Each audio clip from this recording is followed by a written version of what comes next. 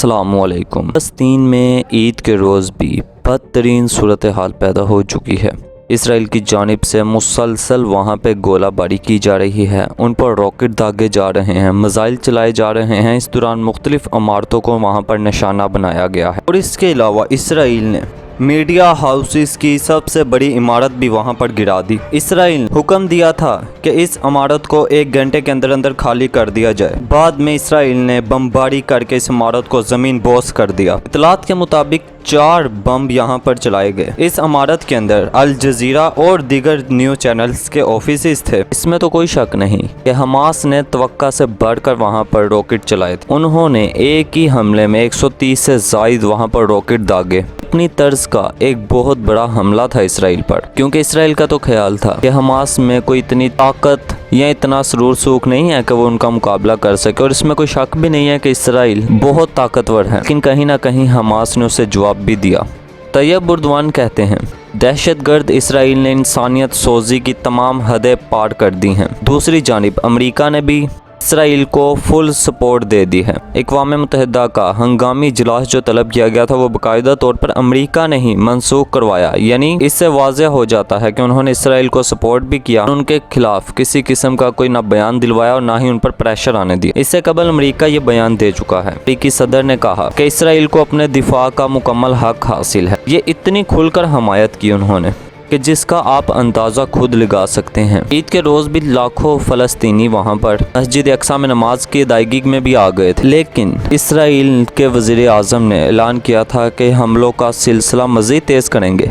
हम गज़ा पर उन्होंने इतनी बम्बार्डमेंट की है कि वहाँ पर लोग अब अपने घर छोड़ने पर मजबूर हो चुके हैं। औरतें बच्चे अपनी जान बचाने के लिए भाग रहे हैं। गुफ्तगू के सिलसिले को आगे बढ़ाऊंगा। अगर आप मेरे चैनल पर नए हैं तो सबसे पहले चैनल को सब्सक्राइब कीजिएगा और बेल आइकॉन के बटन को दबा दीजिएगा। यहाँ आने वाली हमारी तमाम नई वीडियोज़ भी आपको मिलती रहेंगी। गज़ा में इतनी बमबारी की गई है, इतनी बमबारी की गई है कि जिसके बाद फ़लस्तीनियों की शहादत की तादाद अब तक 140 तक जा पहुँची है। और आपको ये जानकर भी अफसोस होगा कि गज़ा में इसराइली बमबारी से एक ही खानदान के 10 अफराद शहीद हुए और इन शहादतों में औरतें बच्चे भी शामिल हैं। इस वक्त दुनिया के मुख्तलिफ ममालिक में फ़लस्तीनियों पर इसराइली जारहियत के खिलाफ जिस तरह से एहतजाज हो रहा है वो भी आपके सामने है, क्योंकि हमास ने ये ऐलान किया है कि हम इससे भी बड़े बड़े हमले कर सकते हैं।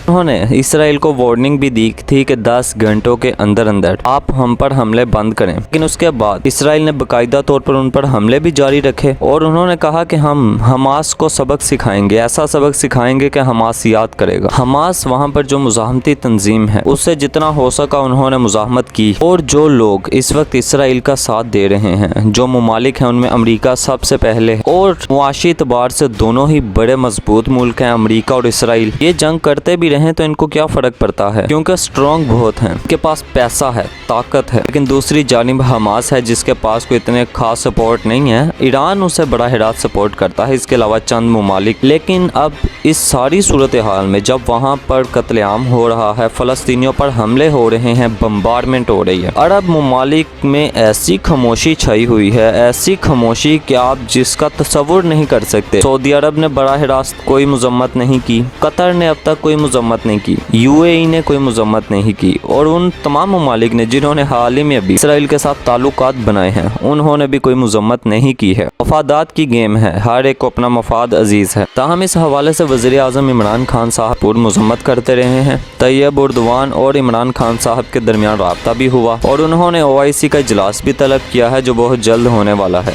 और अब ऐसी सूरत हाल में पाकिस्तान या तुर्की क्या कर सकते हैं? तो हर एक की ख्वाहिश होगी कि भाई किसी भी तरह इसराइल के खिलाफ मुज़ाहमत हो, उसको सबक सिखाया जाए। लेकिन अकेला पाकिस्तान किस तरह से अपनी फ़ौज भेज सकता है? अकेला तुर्की इतना बड़ा स्टेप कैसे ले सकता है?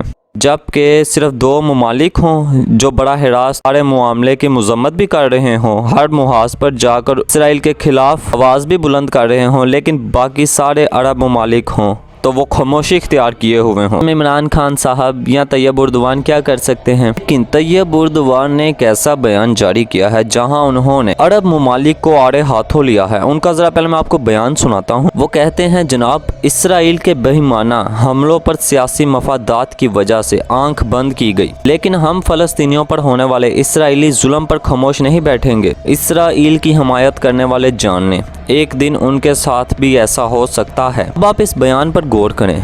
उन्होंने उन ममालिक को मुखातिब किया है जो अब तक खामोश हैं, और वो कौन से ममालिक खामोश हैं शाहीन टीवी आपको पहले ही बता चुका है। इससे आप खुद अंदाज़ा लगाइए। और इससे कबल भी अब उर्दवान और इमरान खान साहब ऐसे कई बयान दे चुके हैं।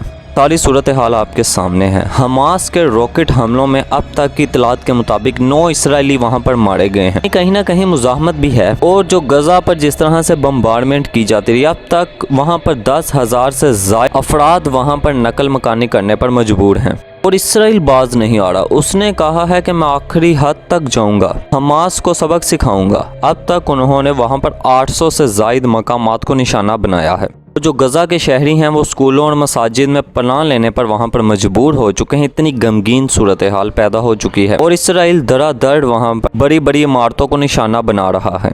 और उधर मैं आपको बताऊं, लबनान और शाम की जो सरहद है और वो इलाके जो इसराइली सरहद के साथ वहां पर जुड़े हुए हैं, वहां पर भी कशीदगी इतनी बढ़ गई है। लोग वहां पर एहतजाज करने पहुंच चुके हैं, बराह रास्त लड़ने पहुंच चुके हैं। इसराइली फोर्सेस की बाकायदा तौर पर फायरिंग से हिज़्बुल्लाह के कमांडर मोहम्मद कासिम खान बाक हुए हैं। दूसरी जानिब इतलात ये भी हैं, जनूबी शाम से इसराइल पर 3 रॉकेट दागे गए। लेकिन बात वही है, इसराइल टेक्नोलॉजी में बहुत आगे है, दिफाई एतबार से बहुत मजबूत है। ताहम नाज़रीन मोहतरम, ये सारी दर्दनाक सूरत हाल आपके सामने है।